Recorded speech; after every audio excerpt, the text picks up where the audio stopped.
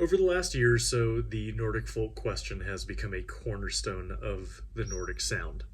Even today, my Nordic folk videos are among my most popular, but also my most contentious content, and the conversations about Nordic folk music in my interviews continue to be the most provocative, inciting further conversations, sometimes even weeks after those interviews are posted.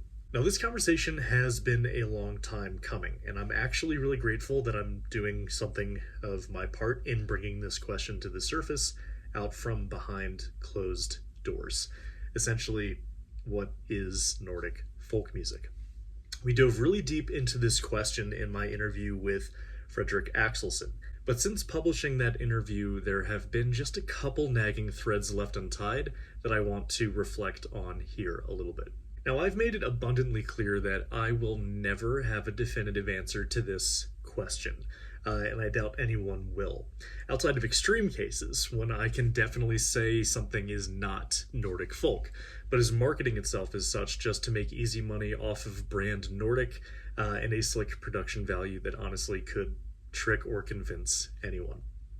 Now, for those of you wondering why I never really call out anyone in particular, quite simply, publishing a negative statement about someone with a lot of money will attract a kind of attention that I just don't even want to have to worry about on this channel. You can pretty much piece these things together on your own.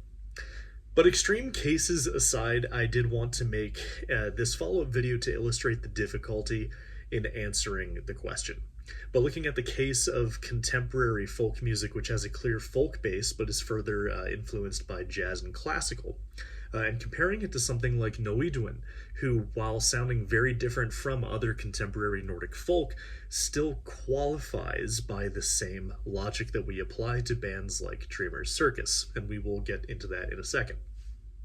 But then after that, I'm going to wrap up with addressing Maria Franz's own comments in our interview a few months ago, and why I believe she doesn't qualify Heilung as Nordic folk, to sort of tie all of these things together.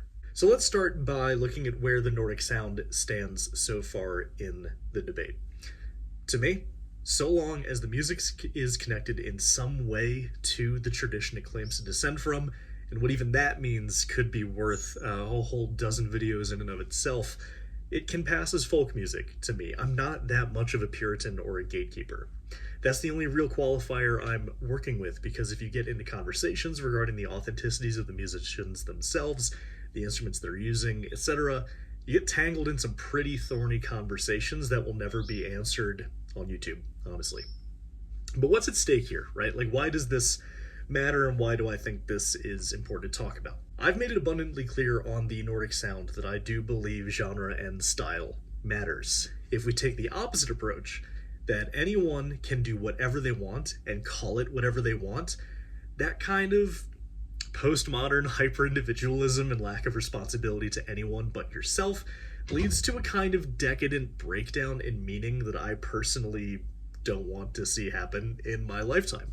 And then this debate is also a kind of critical thinking practice amidst a culture of anti-intellectualism, where nothing matters, everything is relative, and everyone is right if they want to be. So these folk traditions also have lived for centuries amidst the adversity faced by traditional culture through modern history, be it from corporations, empires, the church, or any other powerful entity that would be happier if everything was just grayed out, homogeneous, and bland.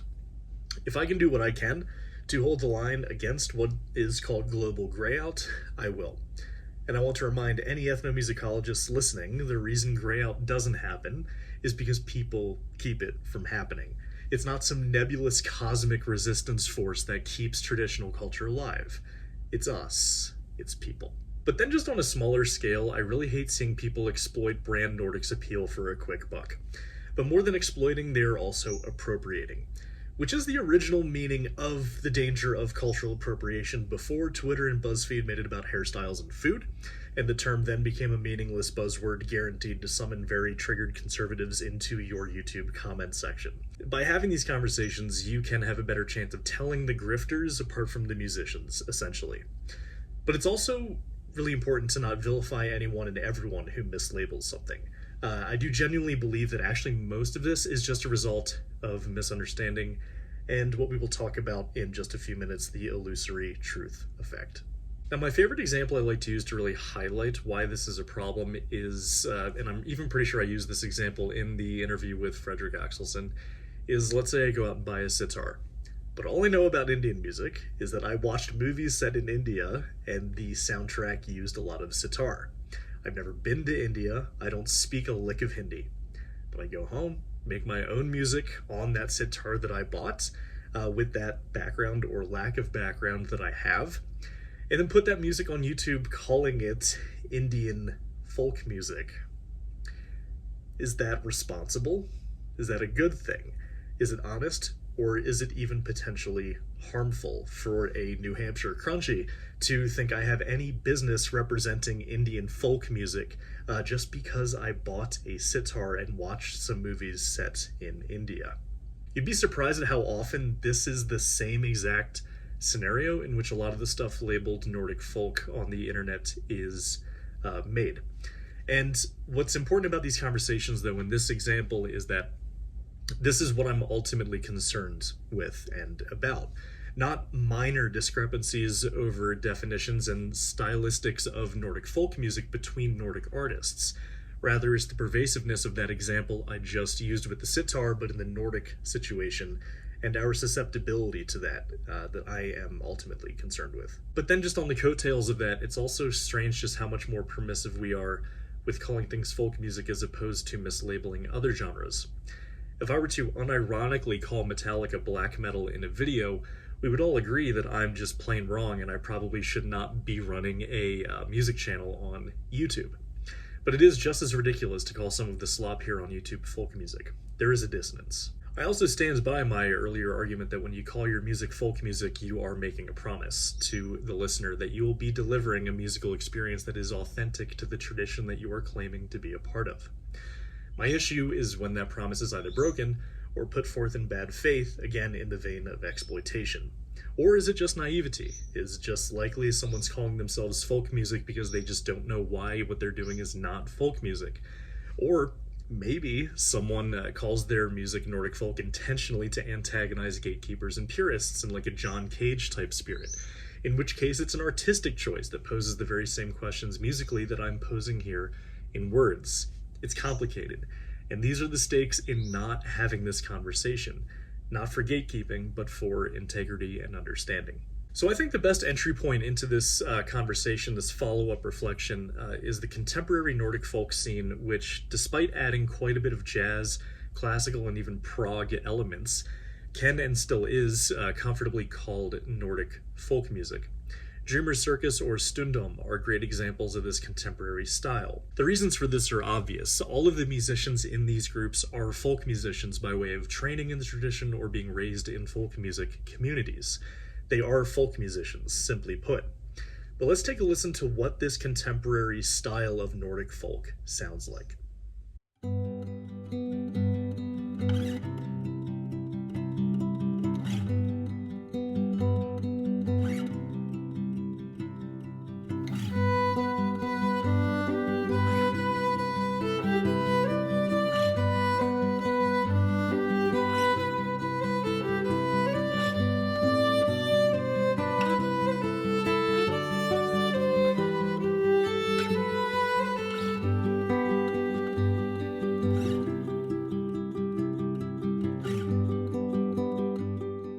Now, especially if you've been following along on the channel, you'll notice this sounds wildly different from previous examples of folk music when I'm talking about, that true traditional folk music of just like grandpa in the living room with a violin.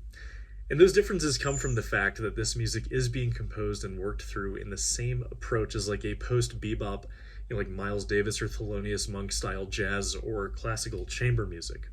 But with that Nordic folk roux of sorts that is giving it that inarguable Nordic sound. It shows that folk music is not static, and that's why this is at least I think, a pretty important development in Nordic folk music.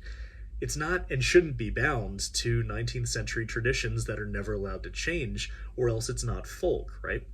Dreamer's Circus instead takes the tradition as a starting point and runs with it with all of their other influences by virtue of them just honestly being world-class musicians in the 21st century. They highlight beautifully that tradition is a dynamic, living thing that is allowed to change. But what I found, though, is that even I'm guilty of this. I'm giving the influence of some genres more currency than others. With Dreamer's Circus, I am accepting jazz and classical as acceptable and valid influences that do not undermine the Nordic folk base to the music, which is why I want to bring up a counterpoint that I have been overlooking. As an example from the dark folk scene, Noiduin is doing the same thing as Dreamer's Circus, but instead of jazz and classical, they're running in the direction of metal, right?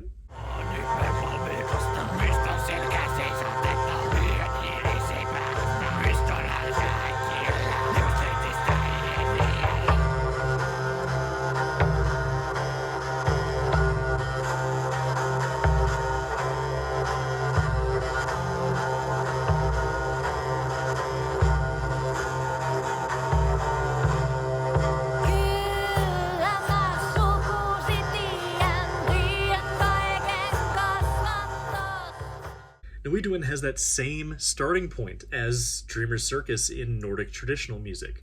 But instead of that Western Scandinavian tradition that they are starting with, Noiduin is of course starting with the Finnish tradition. The rune-singing six-note improvisation style we talked about with Lasse Logren when he came on the channel, and the clear influences from Yoic are the two biggest examples that I hear of that Nordic roux that is being used to make this soup that is Noiduin. But instead of adding it in with jazz or classical, they mix it in with the tonality and the aggression that we like to hear with black metal, for instance. But of course, still keeping it largely acoustic. So why does something like Noiduin not get the same straightforward acceptance of Nordic folk as Dreamer's Circus, even admittedly from me, an unapologetic metalhead? The elephant in the room, though, is that it wasn't really easy for Dreamer's Circus to get this acceptance either. But, the Cittern had a hell of a time getting accepted into traditional folk circles. And of course, the accordion has at least a century or two of drama behind it in Nordic folk circles too. But now that we're mostly on the other end of that, I do believe it's a part of the ongoing struggle for just heavy metal to be acknowledged as just a valid art form, as jazz, for instance. But again, that would be just one piece of the puzzle. As I sit here editing, I just want to make sure that I actually make the point here as clear as possible. If Dreamer's Circus is still folk despite jazz and classical, Noiduin should also still be folk despite using metal and even other world music styles. Isn't that right, Cricket? Now, anecdotally, this can be corroborated by something I've noticed between these different sides of contemporary Nordic folk in talking across lines, so to speak, that I've noticed just by running this Nordic Sound channel. Those in the same camp as Stundom or Dreamer's Circus usually are not even familiar that a band like Wardruna even exists, let alone smaller acts in the vein of Noiduin or Vévaki. But on the other hand, those dark folk bands are usually well attuned to their counterparts on the jazz and classical side. I won't name the individual without permission, but in talking with a pretty respectable name in traditional Norwegian folk music, I asked him what trad musicians think about bands like Wardruna, and he answered, they don't even know they exist. It's not even on their radar. He didn't even have to think about it. That was just his reflexive response. Which is crazy to me, because that happened again recently with other folk musicians. When I mentioned Wardruna, and they were like, never heard of them. And the reason I'm using Wardruna is because they're probably the biggest representative internationally of this different vein of contemporary Nordic folk, right? So if they aren't even familiar with Wardruna, then this style is not even, as the individual said, on their radar as folk music. This discrepancy can also just be seen by the audience here on the Nordic Sound. I have many of these dark folk metalheads watching and listening, hey guys, and learning about other kinds of Nordic music and Nordic folk music. It's far from being the answer, but this discrepancy is certainly at play here too. With this, I mostly just want to highlight that between Noiduin and Dreamer's Circus as just two examples, while going in wildly different directions stylistically, they are both using that same Nordic folk base as a starting point, and this antagonizes any idea that answering what is Nordic folk is in any way clean-cut or straightforward. Now, the goal here is not to get everyone holding hands and singing Kumbaya, or to see Dreamer Circus, Noiduin, Wardruna, and the Danish String Quartet all like on the same concert bill, or something like that. But what's important, I think, here are two things. Ironically, setting stronger boundaries for what is not folk music actually can potentially allow us to be more flexible with what is folk music. And two, it gets us to think about a little bit more deliberately about the uses of traditions to make something new, and to show that traditional music and folk culture is a vibrant, living, breathing thing that should not be expected to stay in a specific century in order to be true or real. And then also how these transmutations affect the way we perceive something as folk music or not. And this brings me to my final point of Heilung, which I think ties all of this together really neatly. Some of you might have been surprised a few months ago when you heard Maria Franz reject the label of Nordic folk for Heilung. I would never call Heilung Nordic folk, though. People do. Heilung is something else. People do, and I feel like I'm the gatekeeper. I feel like I'm the gatekeeper, and worse, the American gatekeeper, when I try and point out to people it's not really Nordic folk. But yeah, I mean, my sympathies to you, dear gatekeeper, because this is a complicated task you've set yourselves on. It would be really, really interesting to hear some more opinions on this, because you are absolutely right. We need words to describe what we're doing. But using what we've talked about so far in this video, I think we can actually get a better understanding of why. We've established that what makes Dreamer Circus and Noiduin both folk music, at least by my standards here on the Nordic Sound, which is just one set of standards, despite their glaring difference, is their folk base, that rue I keep using as a metaphor. Not where they take it from there, but rather the fact that the base is there regardless of where they run with it. Heilung does not have a Nordic folk base. There's scarcely anything in the DNA of Heilung that bears any resemblance to traditional Nordic music.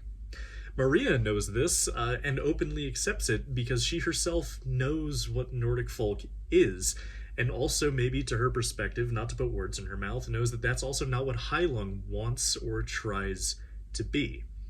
Heilung is awesome and puts on a live experience like no other. I don't really need to make my case to any of you that I think very highly of Heilung as artists, but it's not Nordic folk. And them being Nordic folk, though, is also not a prerequisite for my love and appreciation of their music, because it doesn't start with that rue that we talked about earlier. It's its own thing entirely, and I still love them for it, because that's actually what makes them great, not any adherence to traditional music. But therein lies the rub, right? If you don't know what counts as Nordic folk traditions, then you simply can't judge for yourself what is and isn't from the tradition.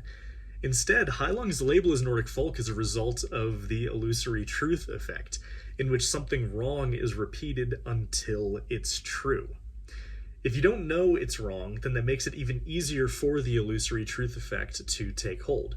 So Heilung is called Nordic folk simply because others have called it Nordic folk enough, to the chagrin of even the members themselves. So to the point of Illusory Truth, is there a band you call Nordic folk simply because others have also called it Nordic folk? I've had many interesting conversations with musicians and academics that I respect, that a lot of this misunderstanding comes from a long game of Illusory Truth telephone. Let's say someone loves Heilung and Illusory Truth told them it's Nordic folk.